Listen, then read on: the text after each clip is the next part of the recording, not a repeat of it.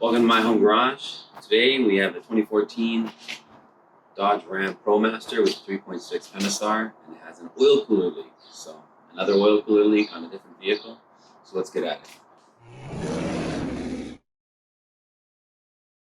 The first thing we'll be doing on this vehicle is removing that front grille section with this top part here, moving it off to the side. Then we're removing the cooler bottle, the coolant reservoir bottle, and any other hoses that may be in the way that connect the intake manifold and connectors. So let's do that now.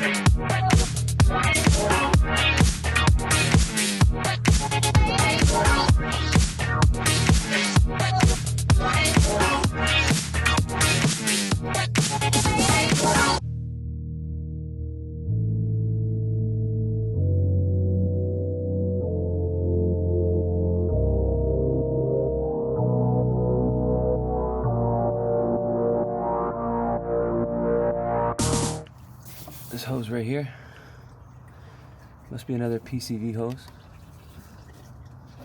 You just depress these two tabs right here on either side, it comes out, and there you go. So what you're gonna do is pretty much disconnect any connector that you see up here. Connectors, this hose here to remove this tube here, this out. Anything in the way, you're gonna move it out of the way. You know, just clear the area and then we'll come back.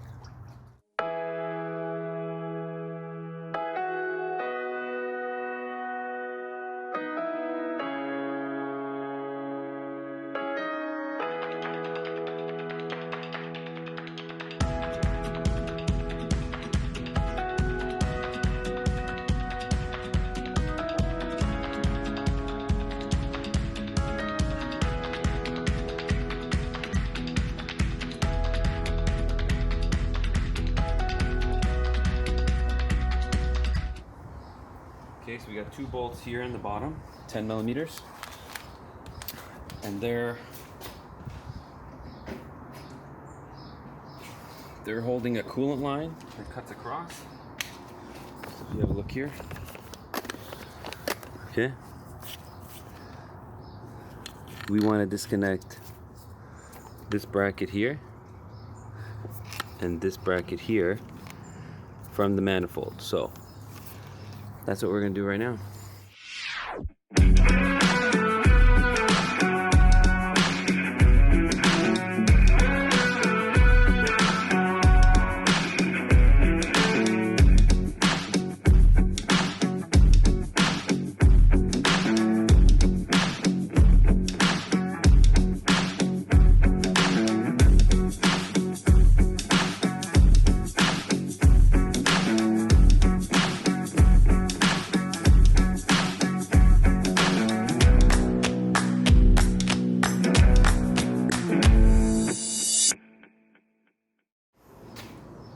Just move that off to the side so you don't have to disconnect all the harnesses. So now we have more room. So look at how much extra room we have now to get this bracket here off.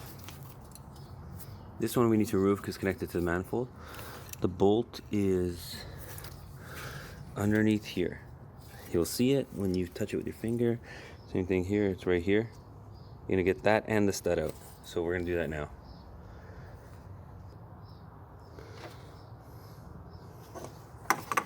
just underneath here, next to the O2 sensor.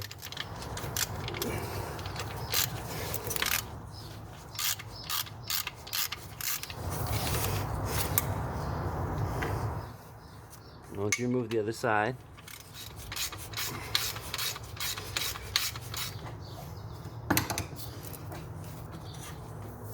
okay, so once you remove that bracket, there's a stud on there that we're going to remove.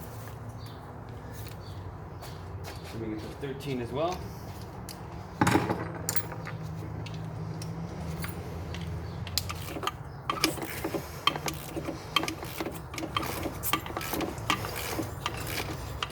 Okay, there's your stud that you had to remove.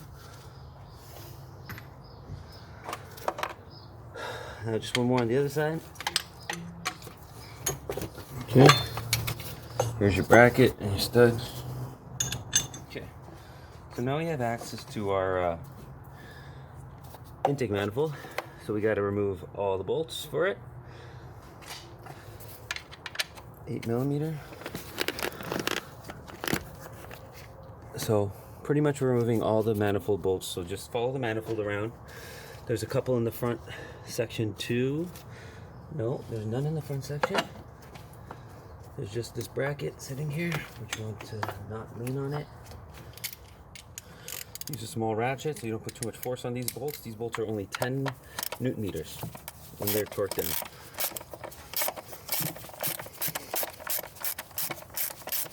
Pull it up. Not much to plaster. 2. And you just keep following it in.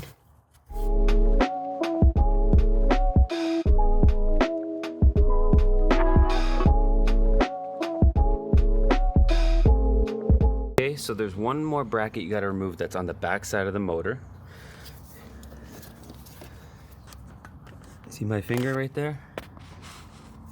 This bracket here you got to remove, or at least take the bolt out in this bracket so that because it's connected to the manifold. Okay, so remember that once you remove all your manifold bolts, before you take the manifold bolts out, take that bracket off. Okay, so once you get those loosened, these 3 bolts here, take a look. I took the manifold off so you can see 1, 2, and then a 3rd one down here, which I showed. The manifold can come out in this direction. Okay, so soak up all the water, anything you see here, cover up the holes, and then blow them off. Okay, so that's what we're gonna do next. All right, so now that we've blown everything off, we can safely remove this manifold. But to remove this manifold, you got to disconnect this harness on this side. Okay, so just depress your connectors.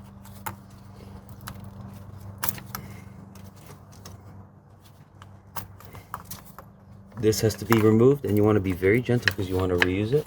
Wiggle it out. There you go.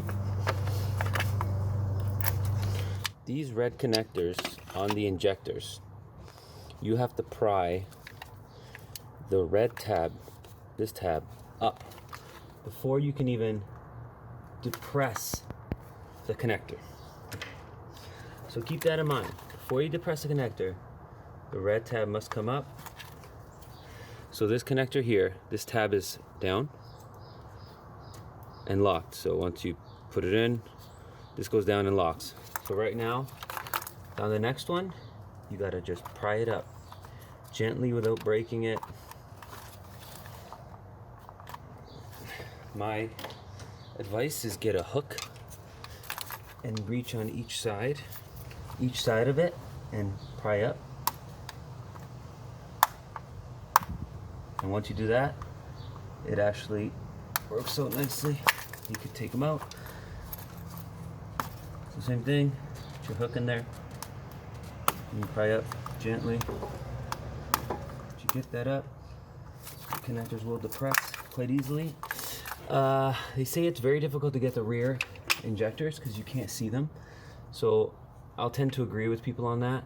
So what we'll do is disconnect the coils on the back. Take a look back there. I'll disconnect the coils.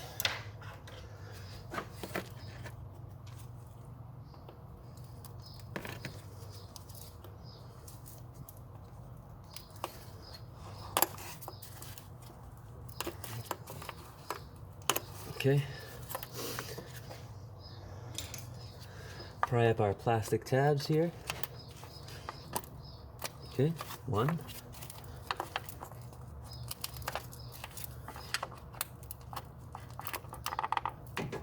2. And 3. So 3. So here's our 3 tabs.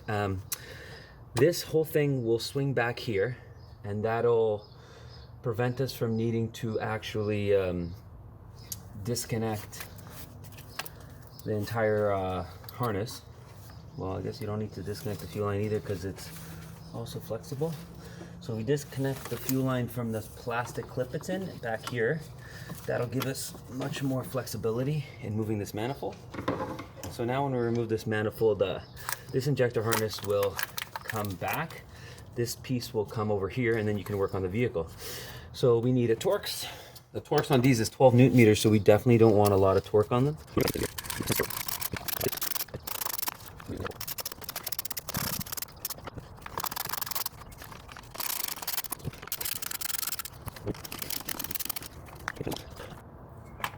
Okay, hold on. There's one more harness clamp. So we just want to remove that one, and it's located on the intake manifold on the back side. This should give us the room we need to turn this manifold around.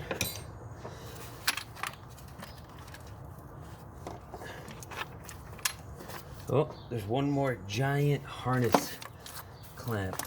Okay, okay, there we go. And it holds this bracket also. What we could do is, okay,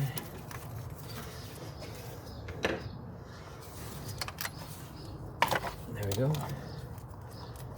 And we just move this over here. See, there's another clamp right there for a harness. That'll give us some extra room as well. There we go. And now we can move this safely out of the way. There we go. Okay, so now we can inspect the valley. So let's take a look. If this is our culprit. Well, I see oil. Definitely oil in there. These are known for leaking. I mean, look down in the valley. It's just soaked in oil. So yeah, we probably do have an oil leak here. So what I'm going to do now is actually tape off the holes for the manifold that go right into the engine so we don't get any debris inside. So in the valley of the engine, there's 2 connectors, temperature sensor, oil pressure sensor, I'm not 100% sure, coolant sensor. There's also just a little tab that holds this hose in the block, so we're going to try and lift this up here. I don't know if you guys can see that, or come in from behind. There's a good idea. Coming from behind like so. There you go. And now your coolant hose is free to come up once we remove this assembly. Okay, and when we remove this assembly, I'm gonna make something with a little hose so that I could suck up all the garbage in here. So we're dealing with an E8 on the actual manifold here. Down in here, so there's only 5 bolts.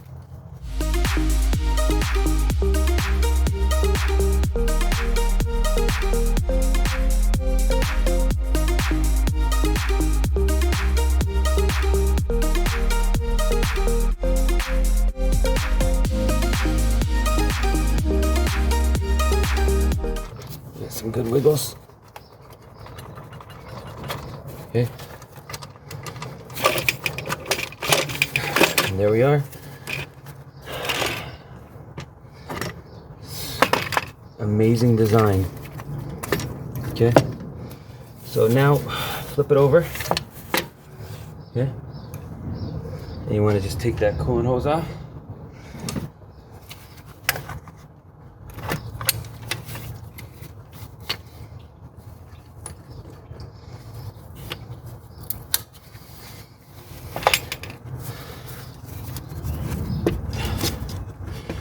There we are. Okay.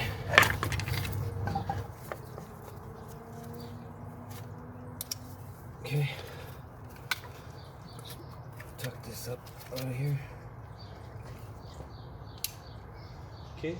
So now what we're gonna do is suck everything in the valley out.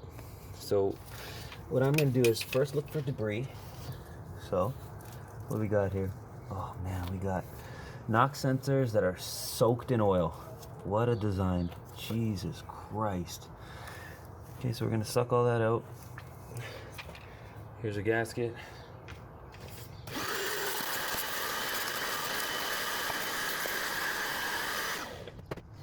Get a clean rag. Just want to wipe the surfaces of this. What I'm gonna do is spray some brake clean in there. It'll evaporate anyways. We're gonna end up draining the oil, and most of the coolant got drained anyways. You just want to tidy this up, and this is why you cover this with tape, because you don't want all that mess ending up there.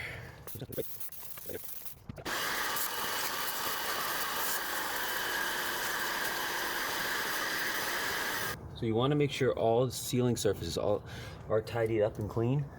Get yourself a little razor like this, and you just want to clean off the surfaces. For all we know, this car's already had this done before. Someone didn't clean the surfaces properly and caused a problem. I wouldn't put it by anyone, any mechanic or anybody. People are just lazy. Here's our brand new unit from the dealer. We're gonna lubricate all those seals before we put it on.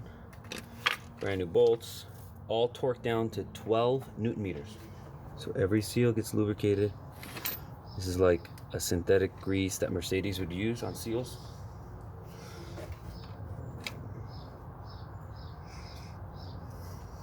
Vaseline will work great.